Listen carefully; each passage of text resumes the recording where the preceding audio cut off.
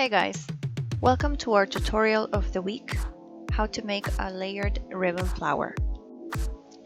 First, we will need to cut a total of 23 strands, each measuring 4 inches long, and then you'll need to cut an additional 4 ribbon strands, each measuring 3 inches long. Select 19 strands of the ones that are measuring 4 inches long and fold them in half. Using a chopstick or a wooded pencil, curve or fold the corners of the folded side.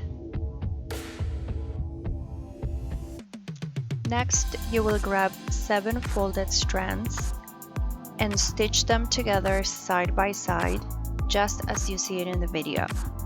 Basically, you will be forming a circle with an opening in the middle of about ½ inch. This will become your first layer of the flower. It will also be the largest layer since it will go at the bottom.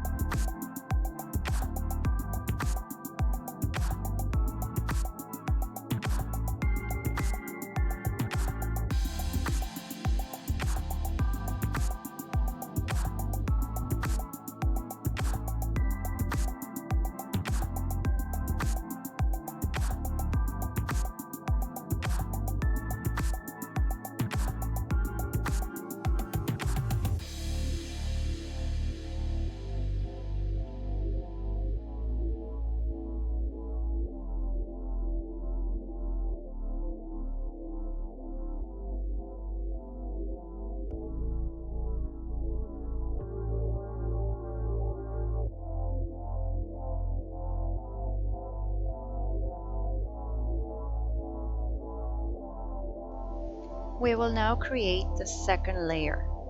This time you will grab 7 folded strands and you will stitch them together side by side, just as you did for the first layer, except this time we will not leave an opening in the middle. Everything should be tight and together.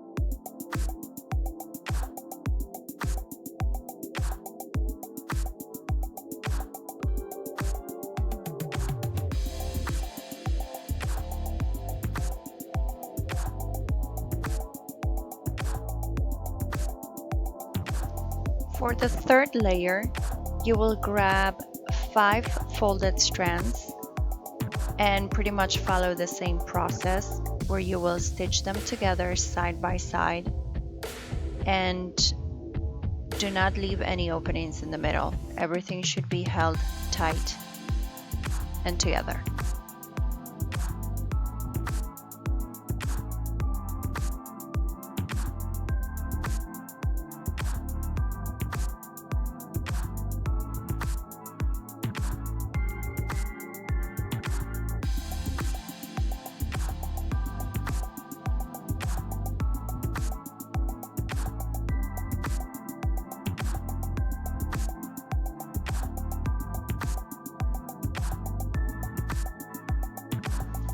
Now we'll create the fourth layer by grabbing the 4 strands that had the wires removed.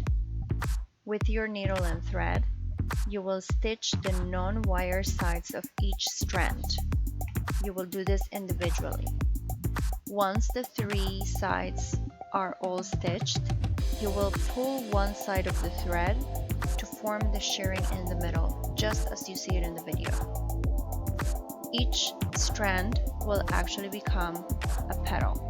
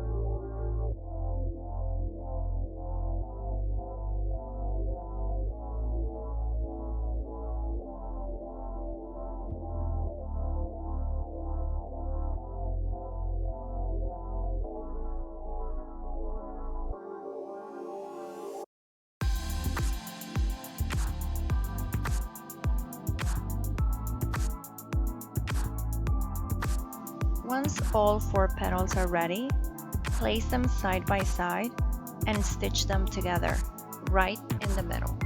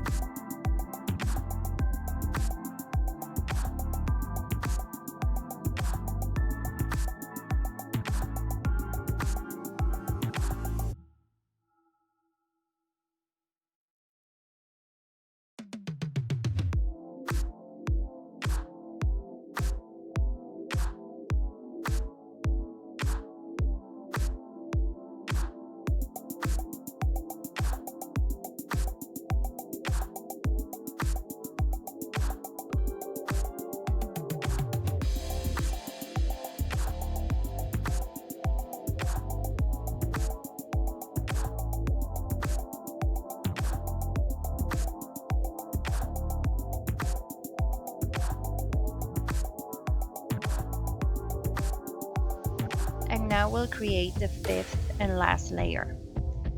You will need to grab your 4 strands that measure 3 inches long. The wires should have been removed from one side only. And we'll follow the same step as before.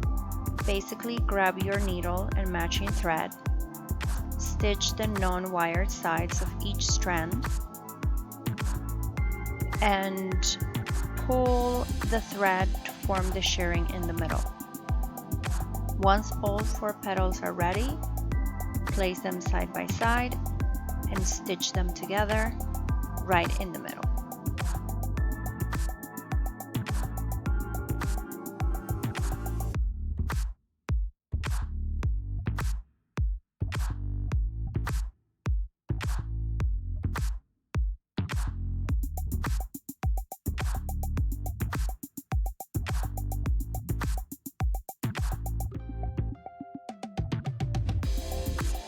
Now you should have 5 layers ready, and basically each layer should be either bigger or smaller than the other. We will now join the layers in order to form the flower, and really what we're doing here is placing the layers right on top of each other based on size. The largest should be placed at the bottom, while the smallest should be placed on top. The easiest way to join the layers is to create two smaller bundles. Basically, grab the first, second, and third layers, place them on top based on size, and stitch them together. Once you do that, grab the fifth and fourth layer, place them one on top of the other based on size, with the smallest one on top, and stitch them together as well.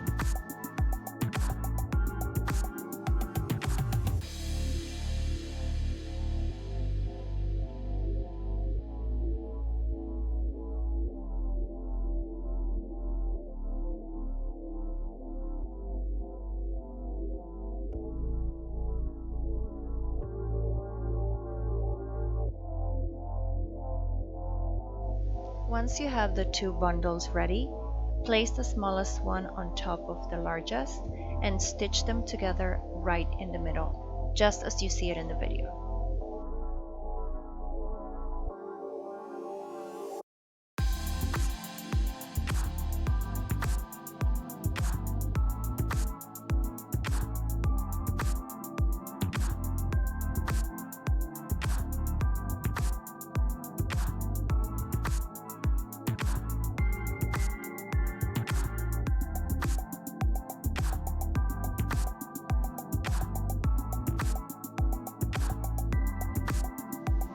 Once all 5 layers are stitched together, your flower is pretty much ready. The last step will be to add the stamens in the middle, but as an alternative, you can also use a rhinestone instead of the stamens. For our flower, we chose to add stamens in the middle. So we grabbed anywhere between 3 to 6 single-sided stamens. We twisted them around in order to secure them in place. And then we pretty much inserted the wire through the middle of the flower. To secure the stamens in place, we spread the wires in the back of the flower. Now, if your wires are too long, you can cut them so that they're not very visible. But aside from that, your flower is pretty much ready and good to go. I will leave links to 2 other flower tutorials for reference, since they have some similarities with this flower. And I hope you enjoyed this tutorial. See you next time. Bye!